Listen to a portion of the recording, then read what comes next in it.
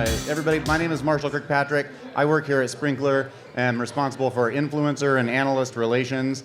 And Brian and I have been friends for more than a decade. I am really excited about his new book. This one. This is a good book. It's called Life Scale. It's really inspiring, it's thoughtful, it's well written, it's engaging. I can't recommend it highly enough. And I would say that even if Brian and I hadn't been friends for a decade. So, And if I could kind of interrupt there, Marshall and I met when he was writing for TechCrunch, and he was one of the most prolific writers and thoughtful writers in the tech industry as the tech industry was shaping up in the Web 2.0 world. And so for you to say that, I was very nervous when I sent you the book, let me put it that way. Well, it's great. So speaking of our past, so we wanted to have a little chat for a bit, and then Brian will mingle, and you can all say hello and meet him. Brian, when we first met, you were building a focus and a really inspiring thought leadership around social media. And then that transformed into you're becoming one of the most influential people online and in the world about digital transformation and the opportunity to change organizations. And now this book is it feels really different to me than those things. Can you tell us a little bit about that arc and what you've written about now? It's less of an art and more of a necessity because when your job is to research what's happening, if you care really about what it is that you're studying, you quickly see what's not happening. And so you're then inspired about writing about the bridges that you see as potential for making sense of all of these things and guiding people or businesses, executives, what have you, in directions that are going to be both useful for themselves and also useful for everybody and everything around them. So those bridges, those jumps, there's been others too that I'm working on, such as customer experience, experiential design. I've also worked on things like culture science and also true and proper innovation. All of those things circle in a Venn diagram in interesting ways, and they've been increasingly getting closer and closer and closer. So that's been the hub of my research. This book has nothing to do with that. It was the result of me trying to write my next book, which was around innovation, and me completely failing to get past the proposal stage. And over books 5, 6, and 7, I had noticed they'd become increasingly more and more difficult to write. And then this is the time where I hit a wall. And so I blamed everything and everyone but myself. I looked at writer's block. I looked at just being overwhelmed and under too much pressure. And then I put my research cap on, and I decided to be a little bit more introspective and a little bit more reflective about what was going on in my life. And I noticed that it wasn't just the writing, it was across all of the things, in my relationships, in my interactions, and what I shared, how I reacted. I just noticed that life was faster, more superficial, and less rewarding. I had become a function of how I operated online, and that prompted me to go deeper. And so just I'll one last thing, because I don't want to take too much time in the answer, but what I had found was that your devices, your apps, everything that we use on a daily basis to express ourselves and to consume what everybody else is sharing, were designed to keep us focused on those devices more and more because their job is to monetize your attention.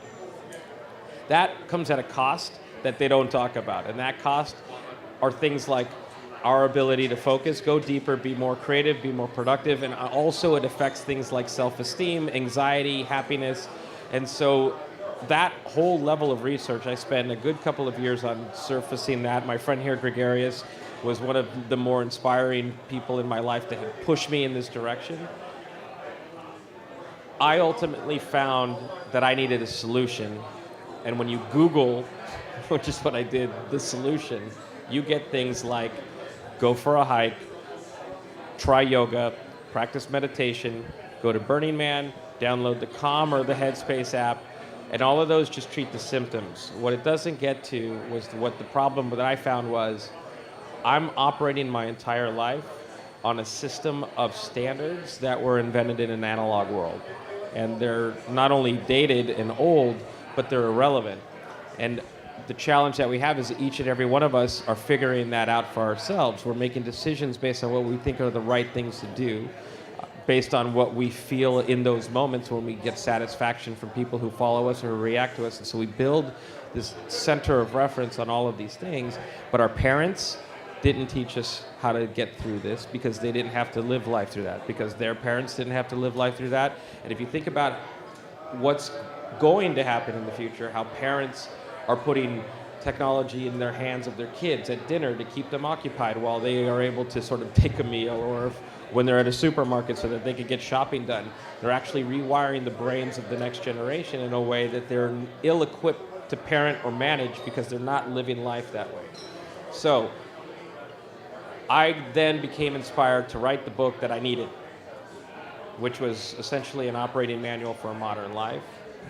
And I desperately needed it because as a speaker, if you don't have a new book, you're not on tour. And if you're not on tour, well then as a provider, single income provider for a family, I am in trouble. So I use this as a mission to help myself and see if I could stitch something together that I would feel proud to share with everyone else. And that's the story behind this book. That's fantastic. Yeah, and when I've been telling people about the book, it's really unusual and inspiring, I feel like, in as much as that it doesn't stop at overcoming digital distraction. There's really a proactive message to it about reclaiming your creativity. Can you speak to that?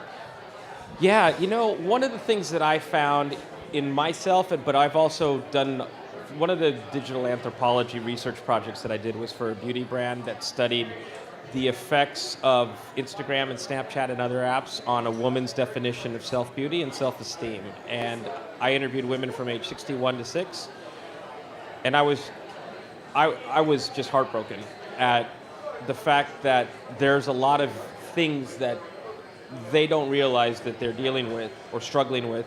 And in every one of those interviews, they became therapy sessions because they started to piece together that the questions I was asking meant that they should be thinking more about why those questions are being asked.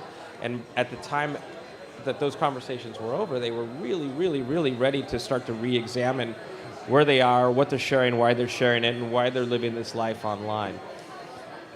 What else, though, that's behind that is you live a filtered life, meaning that you have a filter to make you look a certain way or to make something a little bit more beautiful. You have apps like Facetune that, to be honest, I would probably use to take some of these wrinkles away and maybe make me look a little bit more attractive online. But I'm also showing aspects of my life that I'm projecting this aspirational life, right? I mean, we all have friends who will find a Lamborghini and pose next to it, or have that private jet shot, or whatever it is. But all of those things actually start to affect your creativity because you're living this aspirational life that's become a standard of what we're supposed to project as happiness and success. In your work, if you sit down in front of your desktop and you start working towards something and you get a text notification or an email notification, or that maybe you reach for your phone without any of that because you've trained your body to do these things, what you're doing is you're interrupting that moment and preventing depth. And so we're confusing creating or completing a project with creativity and individuality and originality. And what that means is when you confuse the two, you are celebrating the fact that you have got it done instead of created something to its greatest capability. And when you live a filtered life, essentially what's happening is that we are creating an essence of mediocrity where we're all on parity because we're so excited that we got it done because we're multitasking and all these things. In some cases, it morphs into the hustle culture or what have you, and we celebrate the busy and not the output. And then lastly, and why I think this is so important, is that we live in an era of AI and machine learning where we're all going to know people who are going to have their jobs taken from them because of automation. So this is a time for creativity. And it's hard to recognize that we're not creative. I didn't know I was not creative until I failed. I just don't want anybody to reach that wall. It's hard to realize you have to be creative when everything you do online is celebrated by everybody who follows you. And so you get that constant validation and that constant reward, and also the chemicals that come along with that to reinforce the fact that you are on the right path. So the only way that you realize it is if someone was to sit in front of you and compare your work versus what your work could be, if they forced you to monotask, or if they challenged you in terms of what the ask was. That's creativity, right? And so once I found myself going through this whole process, I gave myself to it. It's about 50,000 words in here, but I wrote 105,000 words. I didn't want to stop the process. I felt like not only was I getting to where I was starting to get to know myself in ways that I didn't even know I could be this person. I didn't even know that I wanted to do these things because I never really allowed myself to do that. I was always basing everything on what I thought the standards were for what life could look like. So creativity became so pervasive in everything that I was doing. I felt so inspired that after I wrote the book, I was telling Marshall this outside, after I wrote the book, I went and took the whole design process away from the publisher and then started to design the book. And I felt like the book could be different than just another chapter by chapter. The book could be a journey where every time you turn the page, you're actually making visual progress along this life cycle. And then I wanted to spark creativity in the reader as they go subliminally so that it's designed as an artist's sketchbook. So you'll notice little things highlighted and little things taped on the page so that they stand out to you in a way that actually feels like maybe you did that or you would have done that. And that wasn't part of the plan. Just like writing this book wasn't part of the plan. But creativity became so front and center that I realized that no matter what this book was going to be about, it wasn't going to be about tech distraction. It was about taking control of that and allowing yourself to use all of these things to be more creative. And creativity not just as an end in and of itself, but as a means to create meaning. Yeah, absolutely. Awesome stuff. So the book is full of thinking models and tips and exercises to encourage self-reflection and get the creative juices flowing and what have you. If there was one in particular that you would highlight as a favorite or something simple that people could take away before to whet the appetite before they dig into the book, what tip or perspective might that be? Well, I'll give you two. The quick one is the perspective that I put at the beginning before you begin your journey was the real things that have happened to us and that are happening to us. Because I wanted this journey to begin with truth. Why we do certain things and the effects, the true costs that they have on us. The tip, at least for me, one of the biggest eye openers was the chapter about values. I think that's where I really got to know myself a little bit more. And I mean, my mother's from Spain. She is really traditional. I thought my values were, I thought my values were guiding my life in the best way. Because I felt values is one of those things. It's like I wasn't really a big open my heart, live everything online and put my heart on my sleeve kind of person. I mean, when you have a Spanish mother, you also have a little bit more of a closed network and live a little bit more privately. But why that chapter was so important to me is because it forced me to go through what I felt was important. And then it challenges you to. It basically says, it doesn't say this to your face, but it basically says that's what everybody says their values are. Now let's really get to what your values are. And then that guides what your purpose is. And then that purpose guides what your vision is. And then that vision guides what you're going to do next and what you're going to do differently. And along the way, you're actually building the discipline that we don't necessarily have right now because we're pulled in so many different directions, feeling that we're living our best life. So that to me was just the linchpin that just helped everything flow.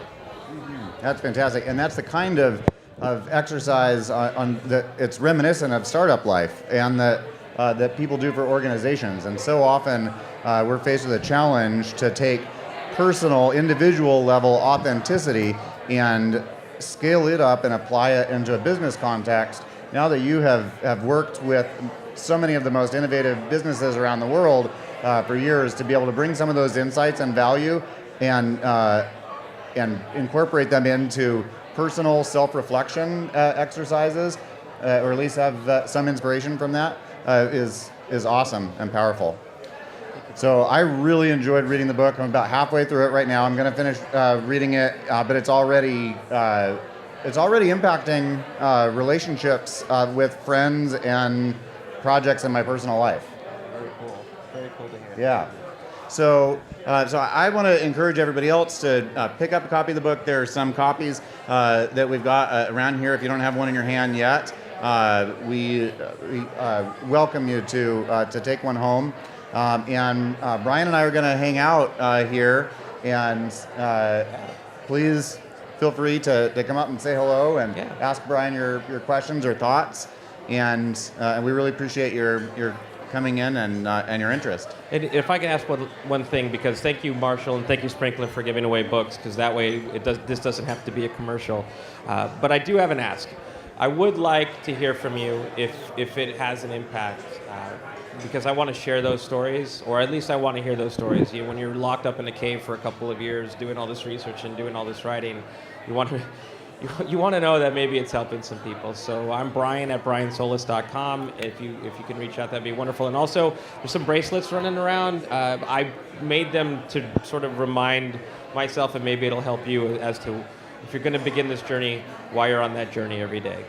That's fantastic. And if you send your stories in to Brian, I don't want to play one-upsmanship or what have you, but my best friend of like 20 years and I had a really big fight last week, and there was a part of your book that came to me in reflecting on my relationship with him, and I brought that to our conversation, and we had a big breakthrough in healing that personal relationship. So thank you for that. So send your stories to Brian by email or otherwise. And thank you so much for coming in and visiting us here at Sprinkler. We're going to be doing some additional collaboration with Brian as well, and so we hope you'll check that out as well. But do say hi to Brian and come to my talk on Tuesday, please. And come to his talk on Tuesday. What's your talk on? Where and when is it? It's Tuesday at 11 in the Fairmont, and it is going to really explore the greater depth of potential in all of this and kind of build upon this conversation. Wonderful. Awesome.